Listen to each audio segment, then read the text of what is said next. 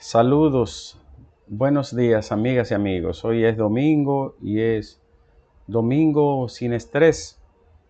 Un domingo 27, ya cerrando el mes. Recuerden que cada domingo sin estrés es una conversación breve sobre un tema de mucho interés intelectual o académico. Claro, con base social. Gracias a Francia A. Brick o Francia A. Baloy, que ella hace posible que estemos cada domingo aquí. Cualquier tipo de préstamo hipotecario, si usted necesita un préstamo hipotecario, si usted necesita conocer una hipoteca, si usted necesita comprar una casa con un préstamo, si usted necesita comprar un bien, llame a Francia Avaloy al 718-344-0819. 718-344-0819. En cualquier estado de la Unión Americana. Ahora se ha sumado Maryland, donde ella también puede ayudar y asesorar, sobre todo a los dominicanos. Bueno, el tema de hoy, a sugerencia de un seguidor del chat y de los conversatorios diarios del café, el tema de hoy es el mal o la maldad. Ustedes sabían que existe una rama de estudio que se llama ponerología. Ponerología es el estudio del mal. El término poneros es griego y significa mal o maldad. Entonces, ponerología es el estudio de la maldad o del mal. Claro, es un término muy filosófico, muy histórico-cultural, que con el tiempo se ha desvanecido porque ustedes saben que el mal ya no tiene el tratamiento que tuvo en la antigüedad o en el pasado, que se trataba desde el punto de vista únicamente de la religión. Todo el dominio que tuvo la religión durante el pasado, sobre todo en la Edad Media, más de 10 siglos, pues la derivación del estudio del mal comunicaba enfocarlo desde el punto de vista teológico o de la creencia o del dogma religioso. Eso que en las religiones troncales llamamos el pecado original. Pero hay otras ramas del conocimiento y de la ciencia que han surgido para tratar este fenómeno con un carácter más diverso y desde el punto de vista de otras disciplinas. La ponerología es un término que inventa un psicólogo y filósofo polaco llamado Lobachevsky, que es el primero que utiliza los términos de este estudio, ¿no? Y habla de rasgos de maldad desde el punto de vista de la psicología, los llamados rasgos oscuros, rasgos negativos, rasgos subterráneos del comportamiento humano. Yo quiero decirle que la maldad se estudia desde diferentes esferas, desde la psicología, desde la sociología, desde la antropología, desde la ética, desde la filosofía, desde la biología y neurología, que van juntos, y también desde el punto de vista de la religión sigue tratándose. Hoy, naturalmente, la biología y la neurología derivan a la neurociencia. Y entonces se han hecho cada vez más estudios en ese sentido, ¿no? Con el desarrollo de la tecnología.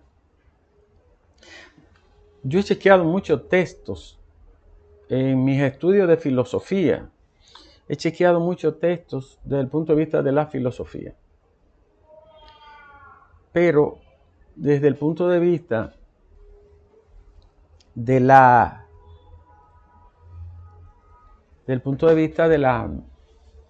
ética, es donde más me he sentido cómodo, porque es una rama que me he dedicado a impartir y a estudiar en los últimos años de mi vida. Incluso yo he estado escribiendo de filosofía para la calle y la ética de la vida, ¿no? De la vida diaria, la ética cotidiana. Y pienso publicar un libro de esto. Este libro tendría un enfoque sencillo, digerible para la gente llana, que pueda entender que todo lo que hacemos en la vida es filosofía y que la ética es como el soporte de nuestras vidas, ¿no? Sobre la que nosotros apoyamos nuestra existencia. ¿Por dónde se puede partir para hacer un estudio de la maldad? Miren, yo he chequeado muchos libros. Miren este libro. Este es un análisis de la violencia humana, de la agresión y de la maldad. Steven Pinker se llama Los ángeles que llevamos dentro. Este libro habla del declive de la violencia, antes éramos mucho más violentos, y de la disminución de la maldad física, no de otra especie, no de otra índole. Steven Pinker es un destacadísimo psicólogo cognitivo y un divulgador de la Universidad de McGill, de Harvard, todo esto. Este libro es formidable, es grandísimo. Y ahí hay un estudio verdaderamente amplio de la violencia como manifestación exterior de la condición del mal, de un tipo de mal, porque el mal es muchas caras. El otro texto que yo estoy usando, que he leído para buscar, es este libro de Susan Sontag, que se llama Ante el dolor de los demás. Ante el dolor de los demás. Este es otro libro corto, pero es buenísimo, que tiene un enfoque principalmente en la maldad que se deriva de la guerra. Las raíces de la guerra, la psicología de la guerra, la sociología de la guerra.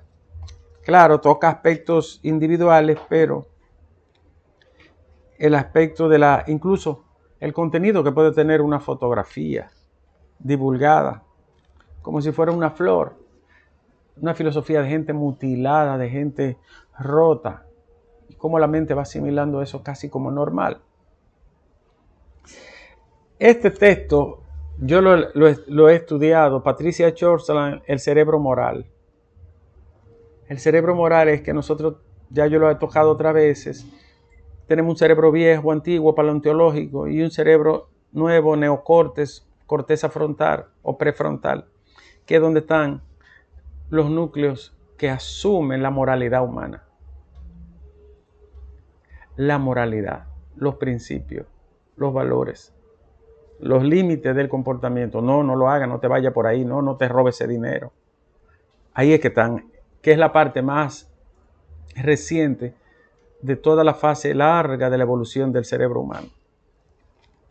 Este es un libro maravilloso porque tiene un enfoque sociológico, filosófico y neurocientífico. No es caro, se puede conseguir en cualquiera de los puestos de venta de la red y es interesante. Cómo funciona el cerebro de forma hábil y equilibrada y las emociones humanas que nos llevan a actuar de forma dolorosa frente a los demás. Esto es una joya, ¿eh? ¿En qué se basa este libro? Señores, en dos aspectos del cerebro que tienen que ver con la oxitocina, que es una sustancia neurobiológica del cerebro, y la empatía humana, la empatía. ¿Por qué sentimos los que sienten otro y nos ponemos en su lugar y por qué a veces renegamos eso? Aquí se trata muy bien el tema. Ahora, este libro es uno de los primeros en neurocriminología y psicología de la violencia y la maldad. Este libro es de unos editores cuyo coordinador es Luis Moya Albión y es español. Este yo lo uso para mi clase de ética y también de criminología. Ahora, el libro que más me ha impactado es este libro, Los niños de Asperger. Este libro me lo regaló un amigo político y su autora es Edith Schaeffer, que es una excelente historiadora de Alemania y de Europa.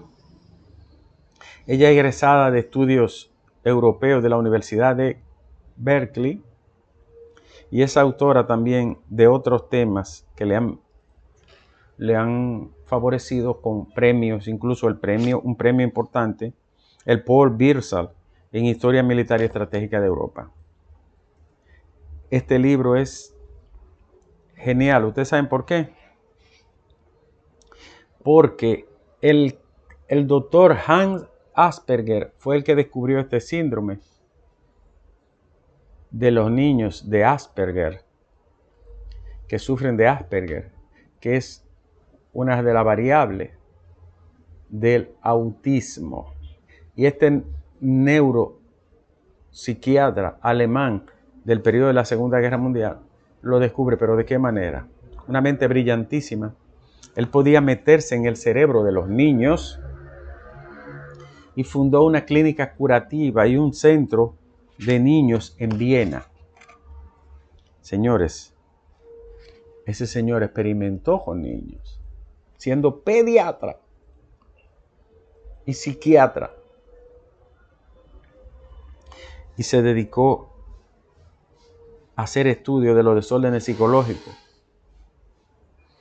Fue cómplice de las políticas de exterminio del Tercer Reich de Hitler y todos los aportes que hizo y las investigaciones quedaron manchadas y oscurecidas por ser un propiciador de la eliminación de personas, especialmente judíos. Un hombre tan inteligente, es increíblemente difícil concebir que este cerebro tan brillante estuviera tan perturbado y haya concentrado y anidado tanta maldad. Este es un libro espeluznante, ¿no? Porque habla de los lugares, de los hogares, de los niños, de lo que él llama el Gemütslicht, Gemütlichkeit, que es como la mentalidad, y del Gemüt, que es la mente humana. Kindergemüt, esa mente de los niños en la que él se mete profundamente. Y la narración es desgarradora, La Sociedad Vienesa de la Educación Curativa y la Sociedad Alemana de Psiquiatría Infantil y Educación Curativa lo fundó él en el año 41, pero vaya usted a ver. Yo les recomiendo a la gente que quiera conocer de esto que se busque ese texto.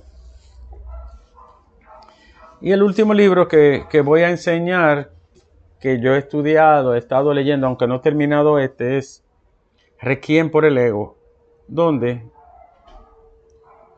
el intento de Sigmund Freud, el gran psicoanalista y científico, filósofo, tratando de explicar el ego y el enfoque que tiene hoy. Requiem es como una misa por el final, ¿no? Del ego, porque al final el ego humano es que provoca todo esto de lo que estamos hablando, como la maldad. Entonces, este es un libro de Alfred Tauber, que es más complicado, más filosófico, pero sumamente ilustrativo. Este es un libro más enredado, pero muy ilustrativo, de cómo damos el brinco de la modernidad a la posmodernidad, casi sin darnos cuenta, y el mundo nos cambia de repente. Y el ego humano, que tenía otro enfoque desde Freud, también tiene una mirada totalmente distinta. Ahora bien, ¿cuáles son esos rasgos de la maldad que más sobresalen de ese comportamiento negativo que conlleva a hacer daño a otros y a veces hasta a uno mismo? Esos rasgos son el egoísmo, el maquiavelismo, el narcisismo, el rencor y no menos importantes, se mencionan otros como la psicopatía, como se le llamaba en el pasado, psicópatas, que hoy tenemos otro enfoque desde la psiquiatría y de la criminología, que son las personalidades, los trastornos de la personalidad humana, incluyendo el borderline o personalidad límite.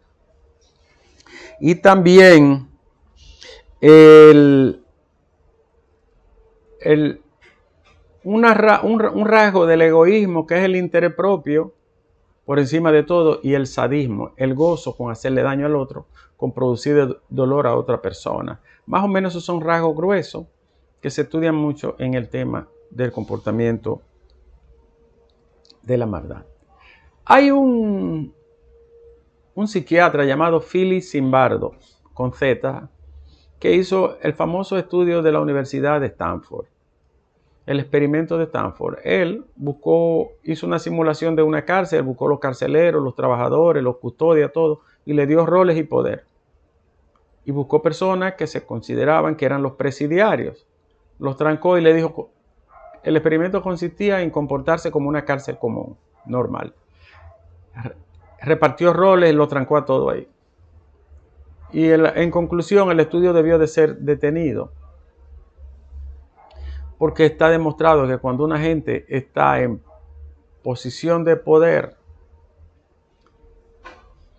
mira distinto al otro, trata diferente al otro, y puede incluso hacerle daño al otro, dañar al otro, creyendo que está cumpliendo con su obligación.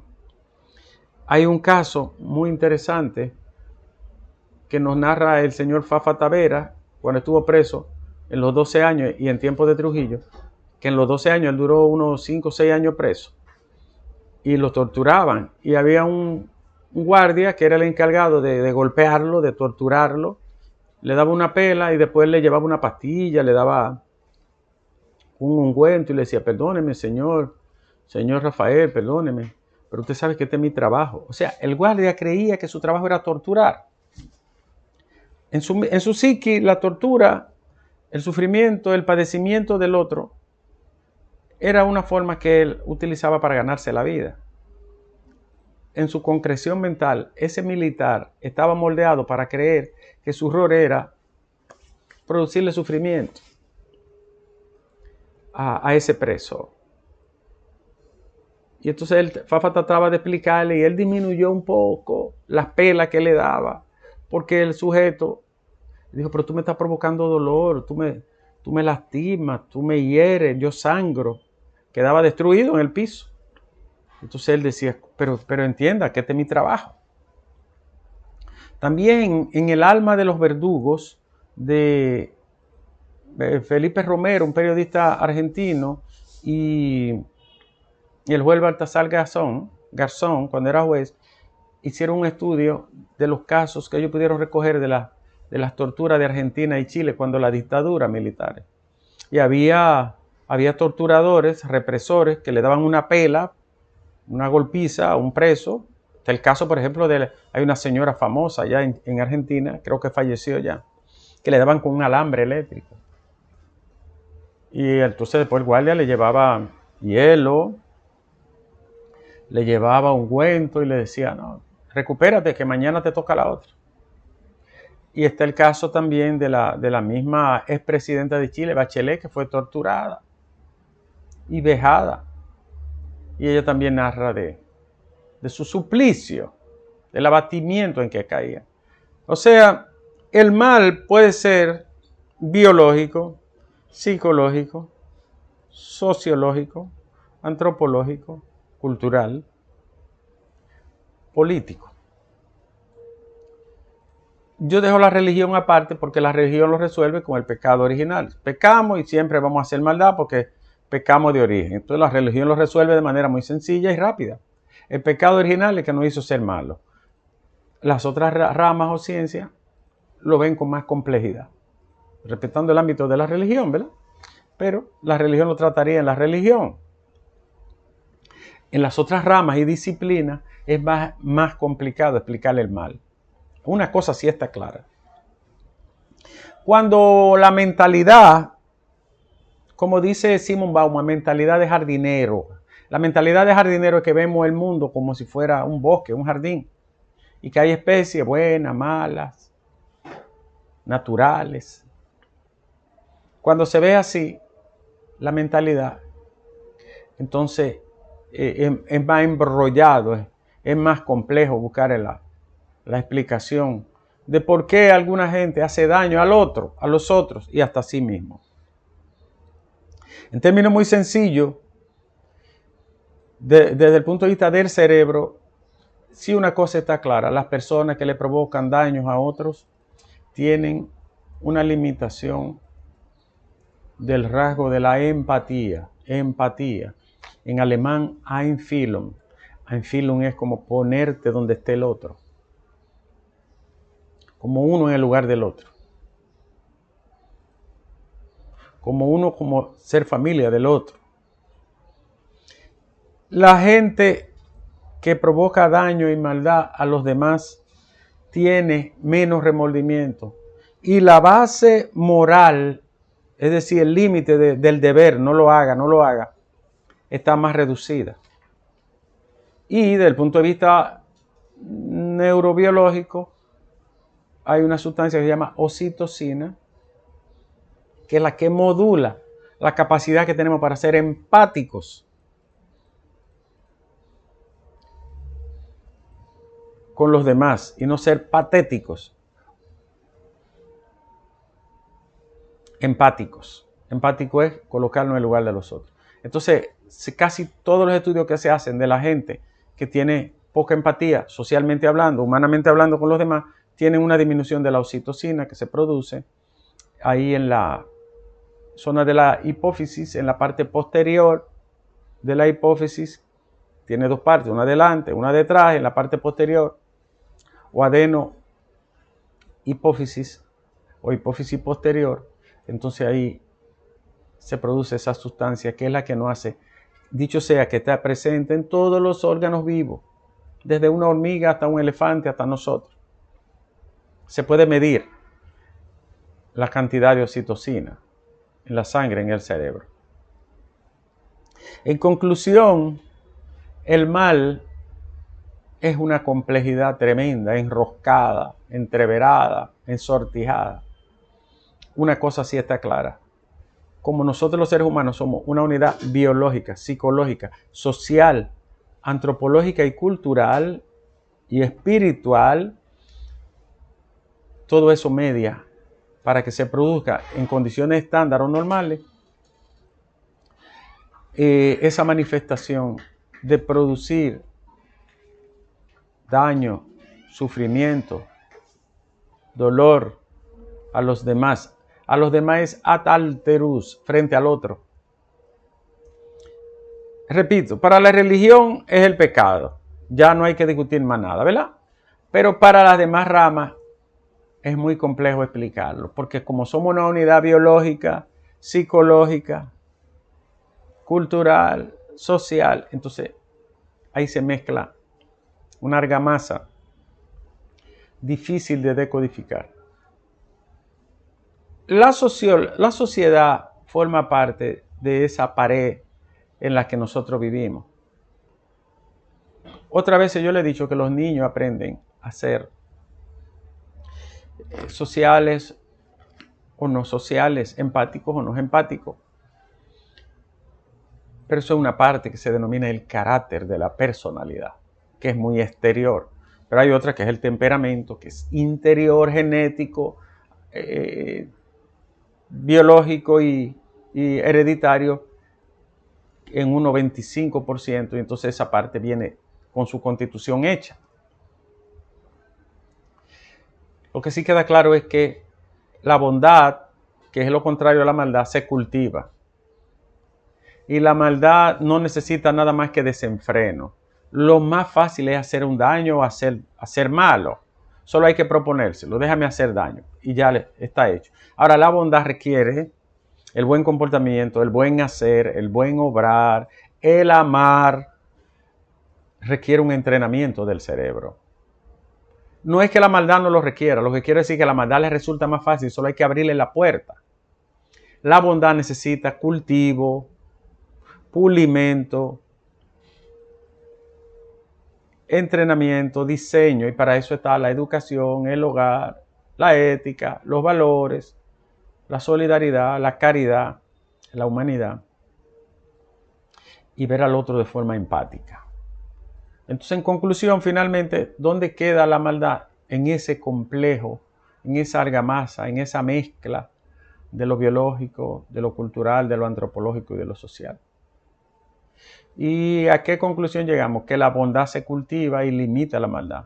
Que el cerebro se moldea y se rediseña cognitivamente, pedagógicamente, para hacer el bien. Y los que vienen con el daño de fábrica, ya esos son alteraciones biológicas, psicológicas, neuronales, que son patológicas. Como por ejemplo, algunos criminales que vienen con la zona del núcleo de la empatía disminuida o con un agrandamiento de las amígdalas cerebrales, como el caso de un jugador de fútbol que mató a alguien, ustedes lo recuerdan, Aaron Hernández. Cuando se le hicieron los estudios del cerebro, tenía en el área donde debe de estar los núcleos de la empatía una disminución tremenda de la oxitocina. Pero esos son casos de patológico. En términos normales, los seres humanos no nacemos ni malos ni buenos. Nacemos. La sociedad, el comportamiento con quien nos relacionemos va a determinar una buena parte, la mayor parte de qué vamos a hacer en nuestra vida. Por eso la ética y el buen hacer sigue siendo la dirección hacia donde debemos caminar con los niños y con las niñas, sobre todo en esos primeros años de la vida. Yo prometo hacer una segunda parte, porque esto ha sido muy general, muy grueso y hasta disperso. Hacer una segunda parte específica sobre la maldad. No nacemos malos. Nacemos. Ya lo decía Rousseau. Nacemos y luego la sociedad nos encadena. ¿Cómo romper esa cadena? Eso es un trabajo duro, difícil, pedagógico, educativo, cognitivo y ético. Señores, nos vemos el lunes en Café con Nieve. Gracias Francia Abrí, Francia A. Valoy. Su teléfono es el 718-344-0819. Llámela para cualquier préstamo, para cualquier compra que quiera hacer con el banco. Ella le orienta en todo. Nos vemos.